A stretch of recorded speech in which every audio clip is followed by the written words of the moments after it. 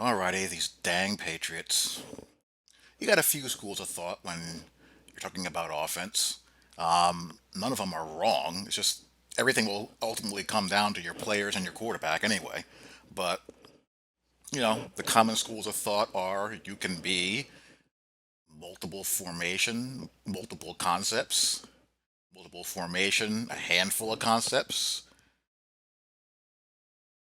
a few formations, a few concepts, a few formations, a bunch of concepts.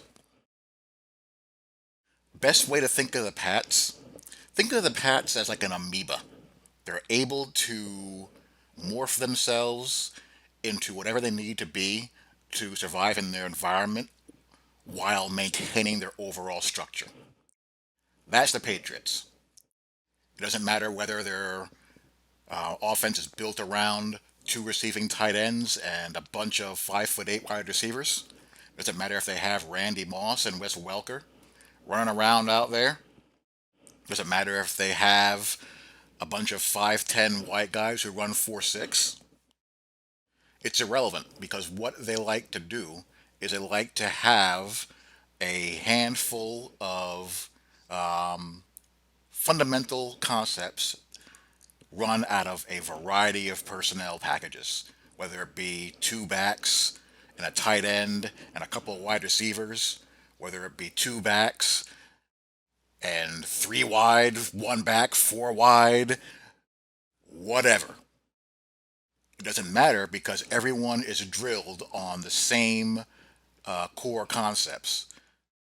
They have the best short passing game in the league by a mile. It's not even close. They have the best empty passing scheme in the league by a mile. Not even close. And I think my favorite part about the Patriots offense is that you have to be more than a great athlete. You have to be more than a great route runner. You have to have a very high football IQ to play in this offense. It requires receivers to find spaces and zones and read coverage leverage on the move. A guy like Chad Johnson, for example, he couldn't play in this offense. He couldn't learn it. By his own admission, he said he couldn't learn it. Randy Moss could. Randy Moss has a very high football IQ. You tend to think of Randy Moss as just this physical freak. 6'4", 6'5", can run like a freaking gazelle, Velcro hands and all of that, but Moss has a very high football IQ. Right off the bat, spread set, motion, from trips to 2x2. Pats are also a very arrogant offensive team in a good way. They show no mercy. They do not let up. They will exploit what you cannot do in a relentless fashion. We're buffering here.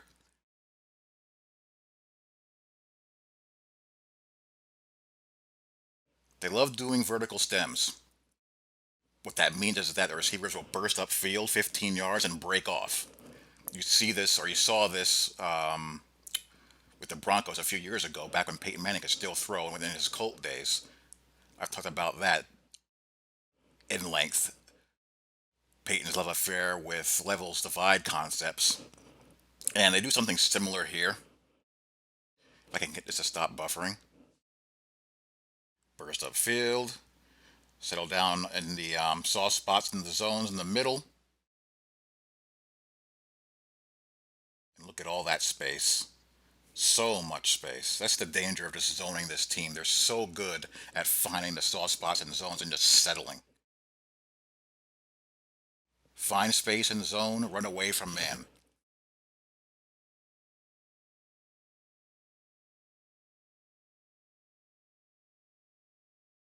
Three-man rush here against this guy is suicidal.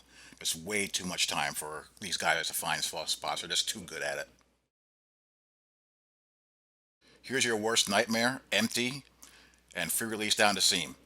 Boom, wide open right off the bat. That is just, that is so bad. And Pittsburgh was doing this all night. In my previous video breaking down the Falcons defense, I talked about the importance of not allowing free release down the seam if you're a base cover three team. It just can't happen. You'll see the problems it causes right here. This is straight cover two.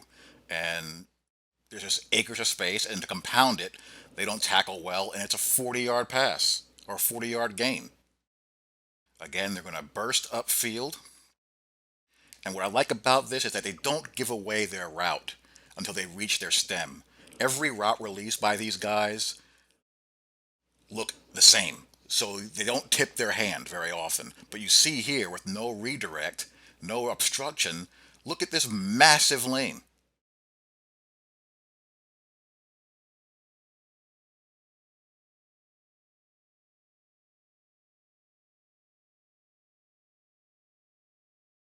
So what do? Next? You zone blitz him. You try to do something.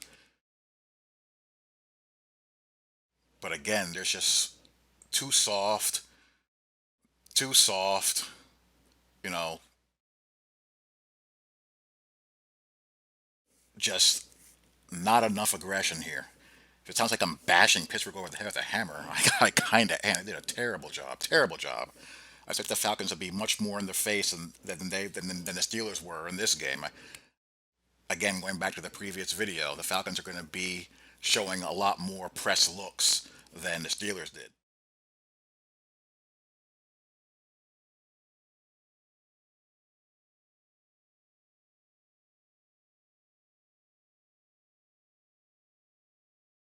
Little stick, they'll just settle right into those spots. That's a little option route here. Amendola and Edelman have done this a million times.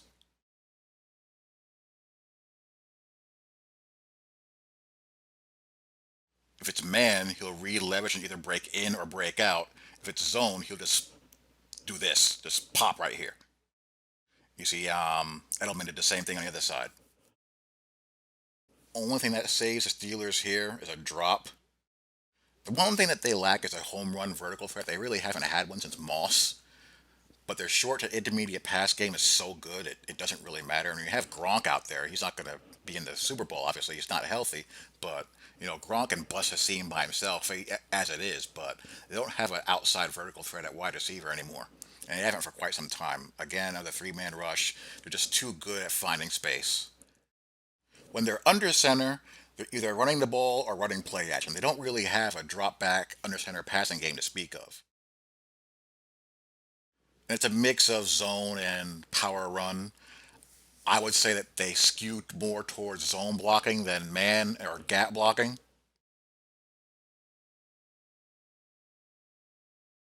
But I expect to see them try to line up and power the Falcons around a little bit because of the fact that I don't think the Falcons are all that stout and they're a little bit on the small side. They're fast, they're athletic, but they're not really big as far as mass goes. Now this is just straight up trollish. They go from under center and they shift to empty. Look at the personnel. You got a back, you got a fullback, a tight end, and two wide. That's just that's what they do. This clip right here encapsulates who they are. And the same route concept that we saw earlier that resulted in the coverage bust down the seam, same result. Different personnel grouping, shift to empty, same exact concept. That right there pretty much crystallizes who the New England Patriots are on offense.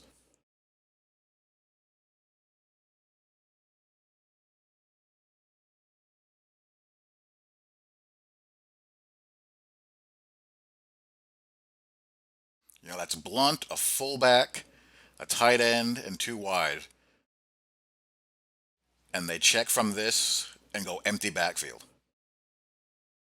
Not a lot of teams in the league that can do that and feel confident of good things happening. Everyone's on the same page. Everyone knows what to do.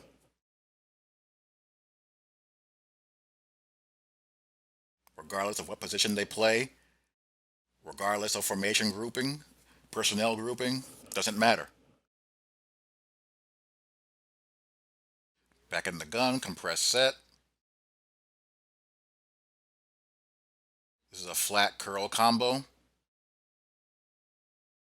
what they'll do off of this, they'll wheel out the flat pattern. You're going to see that in a little bit.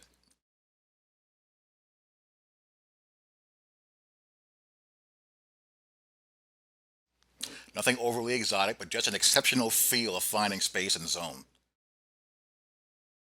Mirrored concept here. They both do the same thing.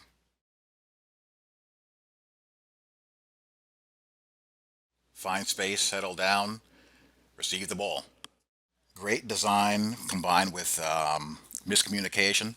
You're going to see a wheel being run by number one and number two. He goes to the flat. Edelman draws both the hook and the flat defender, which leaves the corner in a bind. He's pretty much screwed, and Hogan ends up wide open.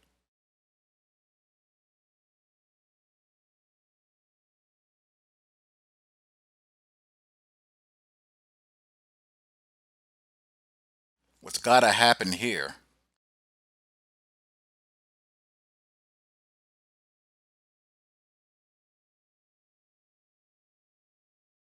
What's got to happen here? She's got to gain more width, but he squatted too far down or too far in, which left the corner on that side with two men to account for, which is never a good thing.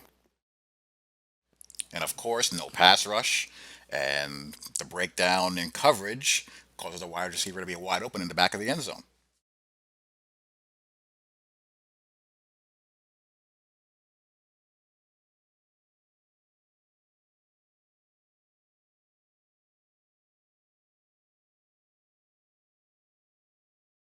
Again, no pass rush whatsoever, all day, all day, all day.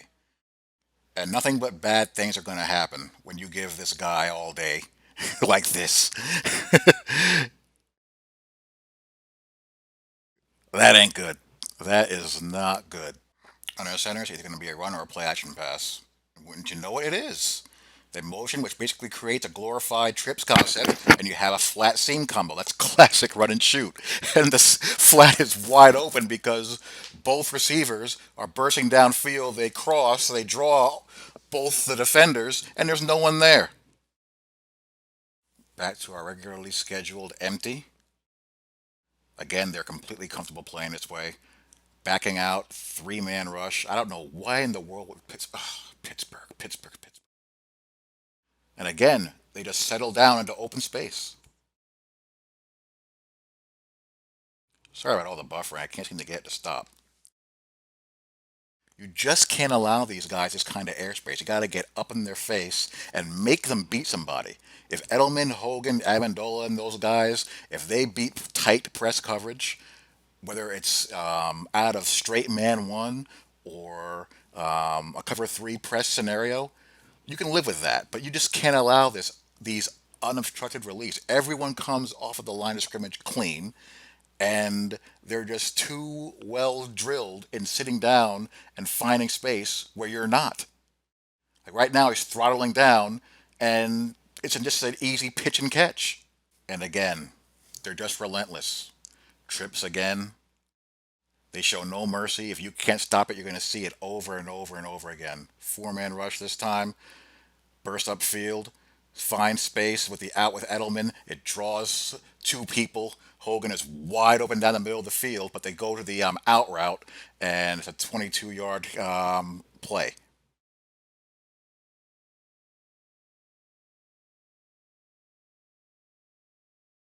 Actually, it was Amendola who they ran the out to. I don't know who the receiver was. I was open behind him, but he was wide open. He actually missed a real much bigger play there. That's one of the few misreads he made.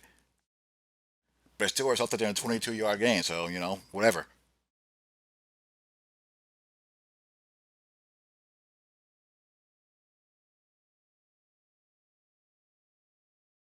At least they brought four this time. They bluffed the fifth.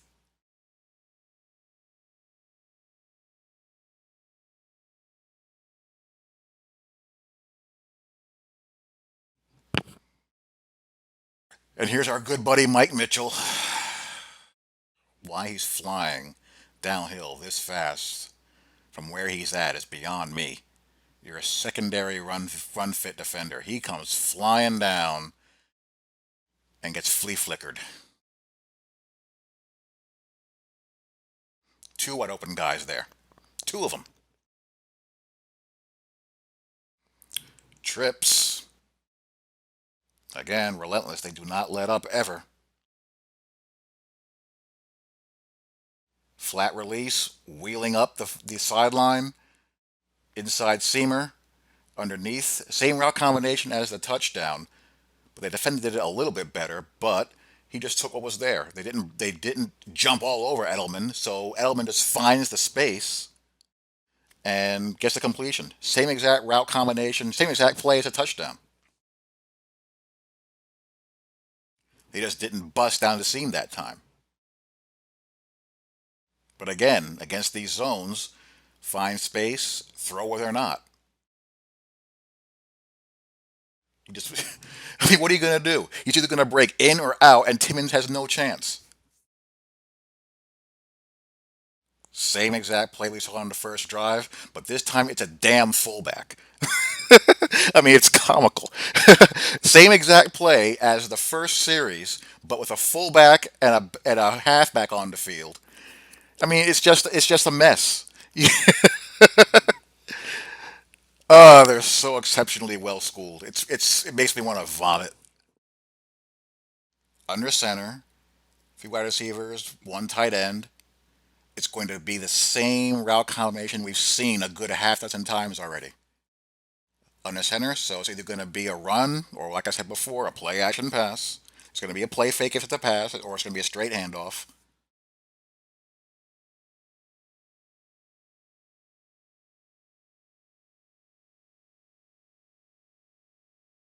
Actually, bring pressure there.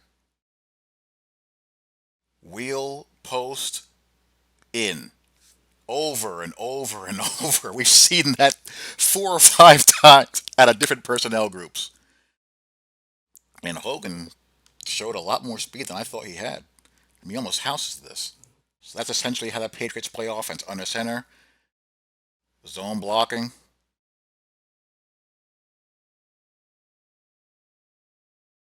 And I think at this point, Pittsburgh's starting to get demoralized. They just can't stop anything. And Blunt is just going to carry people. And on the next play, they're going to score. So, will the Patriots do more of this? Likely, but I think they're also going to add a more of a power running game. Again, they morph week to week as far as what they do personnel wise. One week they'll start out throwing 20 times in a row. Next week they'll run the ball 30 times. But what they do in the passing game more or less stays the same, but the personnel groupings are constantly changing. And it causes a defense to have to analyze who's on the field where and what they might be doing. And if you can make a defense think, they're not reacting. And when they're not reacting, they're playing slow. And when you have a defense playing slow, as an offense, you're just, giddy. So that's pretty much it as far as the Patriots offense is concerned. I hope you guys enjoyed these 2 videos on the Super Bowl Sunday and hope you guys enjoy the game. Talk to you all later. Peace.